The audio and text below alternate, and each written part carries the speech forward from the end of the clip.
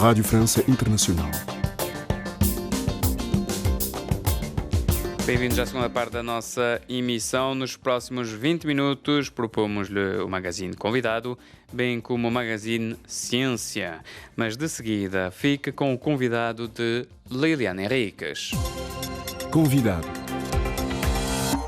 Ainda há dias, no começo do mês, o PAICV, segundo partido de Cabo Verde, organizou o seu 17º Congresso, reunião magna durante a qual foram consagrados os novos órgãos de direção do partido. Em entrevista à RFI, Rui Semedo, o líder do PAICV desde dezembro, evocou alguns dos dossiês em cima da mesa. A recente promulgação pelo Presidente da República da lei proposta pelo governo do MPD instituindo a alteração do modo de supervisão do Fundo Soberano de Garantia do Investimento Privado, isto apesar de ter devolvido em janeiro esta proposta por defender que o fundo deveria permanecer sob a alçada do Banco Central. O líder do PAICV também abordou connosco a situação da TACV, que após um processo de privatização conturbado regressou no ano passado ao controle do Estado. Este dossiê é um dos assuntos de divergências entre o governo e o PAICV, citados por Rui Semedo, que começa por evocar as relações que existem neste momento entre o seu partido e o Executivo. Há questões de partilha de informações que às vezes não acontecem da melhor forma. Há dossiês que têm a ver com algumas privatizações no país em que há visões diferentes e tinha havido críticas também de processos pouco claros ou pouco transparentes, alguns dos quais ficaram no caminho e tiveram resultados extremamente maus, por exemplo, a privatização dos TACV, dos transportes aéreos de Cabo Verde, em que processos iniciados tiveram, digamos, um desfecho extremamente mau para o país e para a transportadora e agora está numa nova fase de praticamente do reinício com novos parceiros, mas nós tínhamos criticado de início que o caminho, a via encontrada não era a melhor. O PAICV é intransigente nas questões que têm que ver com a prestação de contas, com a boa gestão da coisa pública, com a transparência, com a disponibilização de informações fundamentais aos cabo-verdianos e principalmente aos sujeitos parlamentares que têm poderes e prerrogativas especiais de ter acesso a todas as informações necessárias. Relativamente à questão da TACV, precisamente, como acha que deveria ser resolvida a questão agora que se está noutra fase? Nós sempre dissemos que deveriam ser acautelados os interesses nacionais, deveria haver um parceiro estratégico que aportasse meios, experiências ou capital e que deveria também ser garantidas condições para que a transportadora aérea internacional, no ramo internacional, pudesse chegar à nossa comunidade imigrada de maior concentração, designadamente Estados Unidos e a Europa, e que pudesse partir de mais do que um aeroporto internacional, não apenas do Sal, mas também na Praia e em São Vicente, designadamente. Acho que,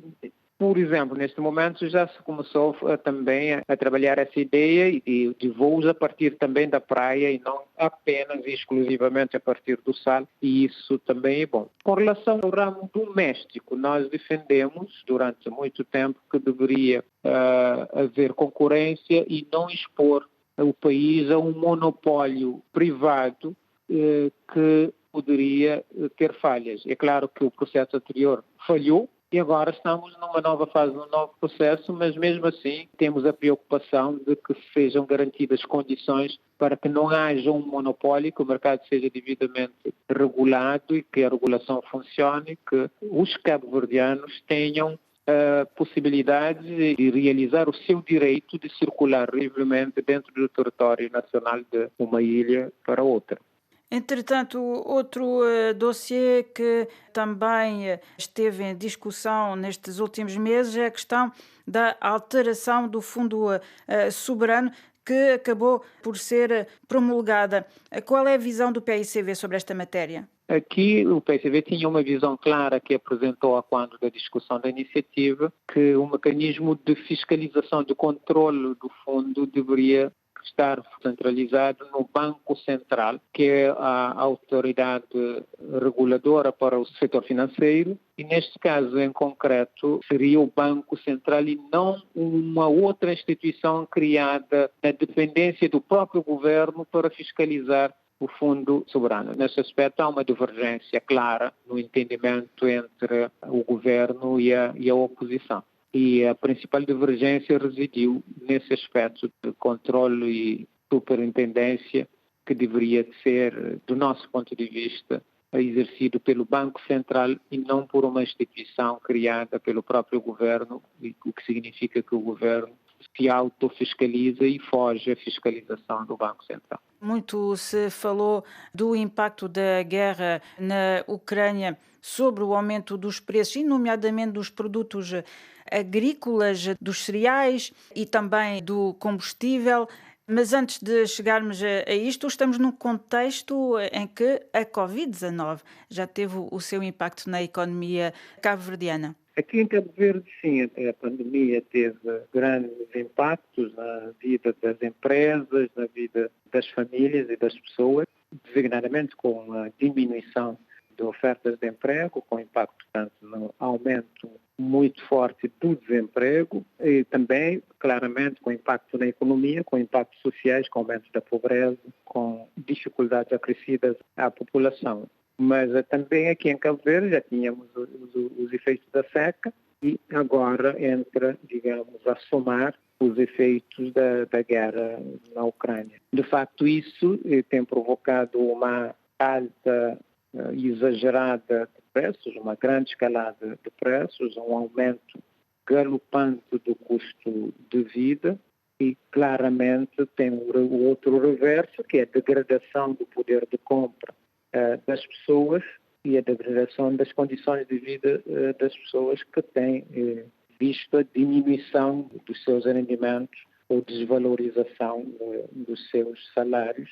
sem outras medidas de compensação e, portanto, claramente a situação é muito grave e tem um impacto forte na vida das pessoas e das famílias e, nesse aspecto, há franjas sociais que exigem medidas ativas de solidariedade e de proteção das famílias para não termos pessoas a passar dificuldades extremas. E nesse aspecto acho que também há que haver da parte do governo, do poder público, medidas de inclusão, medidas de proteção e medidas extraordinárias de melhorar o cabaz das famílias, para além de outros apoios sociais para evitar que as pessoas se aprofundem nas suas dificuldades, que são acrescidas seguramente. De acordo com dados oficiais, o regime de layoff custou mais de 12 milhões de euros à Previdência Social cabo-verdiana, isto durante o ano passado, durante a época Covid-19. O governo excluiu para já o aumento do salário mínimo devido à crise económica vivenciada pelo país. Que soluções, precisamente a seu ver, é que poderia haver para mitigar os efeitos da crise neste momento? Em primeiro lugar, nós sempre desde o início dissemos que o nosso sistema de proteção social, que tinha recursos disponíveis, deveria contribuir para melhorar a situação das pessoas, das empresas. Entretanto, tínhamos uma diferença no posicionamento com o governo. Nós achamos que o governo deveria ir buscar dinheiro ao sistema de proteção social, mas deveria assumir o compromisso de titularizar as dívidas para serem pagas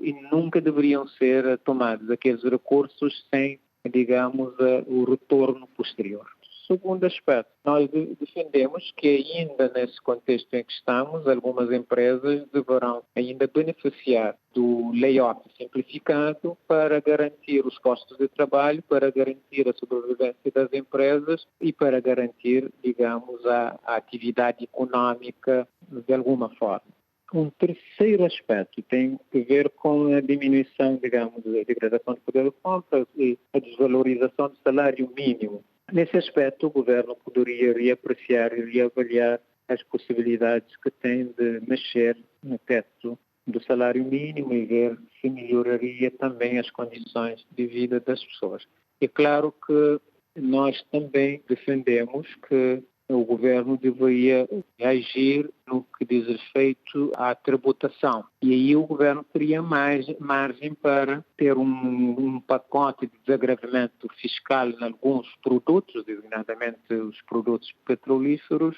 para diminuir o impacto do aumento de preço em toda a economia, mas também em toda a vida familiar. Nesse aspecto, acho que o governo poderia também aumentar os mínimos de existência para, quando não aumenta o vencimento, poderia aumentar o poder de compra através do aumento do mínimo de existência, para além de apoios diretos a famílias, principalmente as famílias mais vulneráveis, que estarão a precisar de uma mão amiga do próprio Estado para enfrentar os impactos desta crise tão pesada na vida das pessoas. Era Rui Semedo, líder do PICV na oposição em Cabo Verde.